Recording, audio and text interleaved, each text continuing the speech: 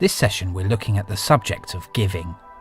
When hearing the word giving in a church context, it's easy to think about the money that we give during a service. Whilst that is indeed part of it, our giving extends way beyond the cash we put into the offering basket. Giving can also be of our time, our energy, and indeed our lives. It is in fact our worship to God, something we looked at in the last session.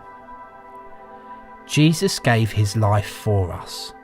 As a reflex to his incredible gift, his love now compels us to give of our lives to him. Our lives are a gift he has given us. What we do with them is now our gift back to him. In Exodus 4 verse 2, God asks Moses, "What is in your hand?" Moses at the time was comfortably shepherding in the desert, so he had a shepherd's staff in his hand.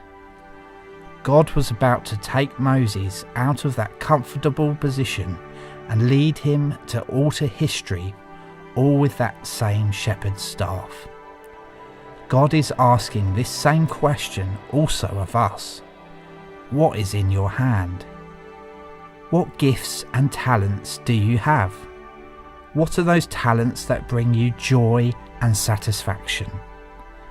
What have you spent your time on because you love it so much? Because it's those things that are the staff in our hand. It's those things that God will use if we let him. For me, when I was 15, I was asked to record the preachers in my church and make tapes, audio cassettes, for people so they could listen to the Sunday message. That changed my life because it eventually led to me editing CDs for the church, to then editing video, to then working in Christian television, and now I'm able to make these videos. You see, God wants to use our gifts for his glory, and when we say yes to God, he will take us places that we won't even imagine.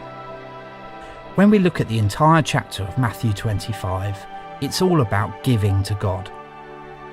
The thing about the parable of the sheep and the goats, which is found in this chapter, is that both those who gave to God and those that didn't give to God didn't even notice what they had or hadn't done.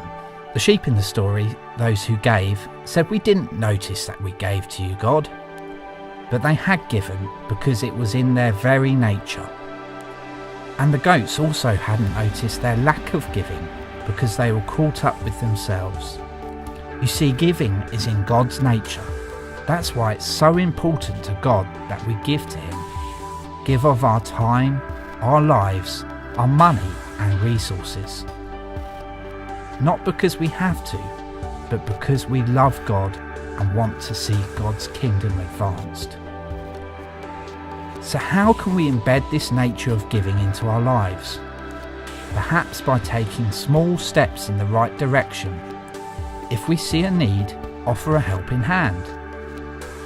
Give of your time, energy, and resources to help someone else.